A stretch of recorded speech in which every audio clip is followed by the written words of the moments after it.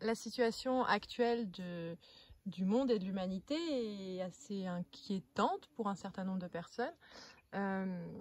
Par rapport à cette difficulté apparente, qu'est-ce que tu conseilles? Qu'est-ce que tu en penses? Et de faire le choix du bonheur. Ça paraît un peu anachronique quand tant de choses semblent aller un peu de travers ou semblent être éloignées de ce qu'est notre intention de bonheur pour chaque être humain, pour même au-delà des êtres humains, pour chaque parcelle de la création. Mais pourtant, le fait de choisir le bonheur, c'est bien l'attitude qui va créer le plus de positivité pour renverser la situation. Et en plus, ça n'est pas depuis le point de vue qu'on va se forcer à ressentir du bonheur alors qu'on sait que ça ne va pas et qu'au final on s'inquiète. C'est qu'il y a quand même une magie à la vie, une magie que beaucoup, même ceux qui étaient dans des situations très difficiles, ont expérimenté. C'est que le bonheur, il est là de toute façon. Et que le bonheur ne dépend pas des circonstances.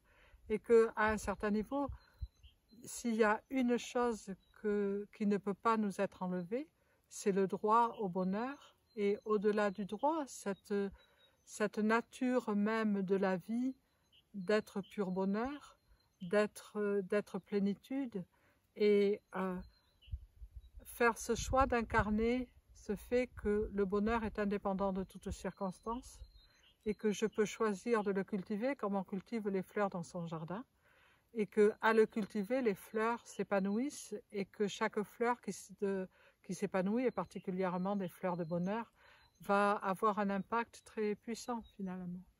Et peut-être que ce qui se passe au niveau de l'humanité est un peu le reflet de l'accumulation de pensées négatives ou d'inquiétudes qui se sont accumulées dans l'aura de la Terre depuis tant de temps que les êtres humains ont l'habitude de regarder ce qui ne va pas versus ce qui va bien.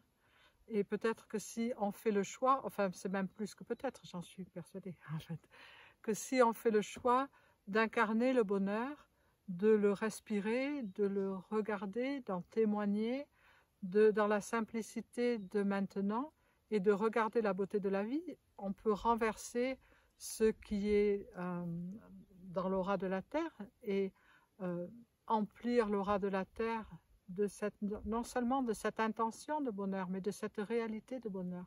Parce qu'on le sait tous, des fois, il y a plein de choses qui semblent ne pas aller, mais pourtant on est heureux. On n'y peut rien parce que c'est notre nature, c'est la nature de la vie.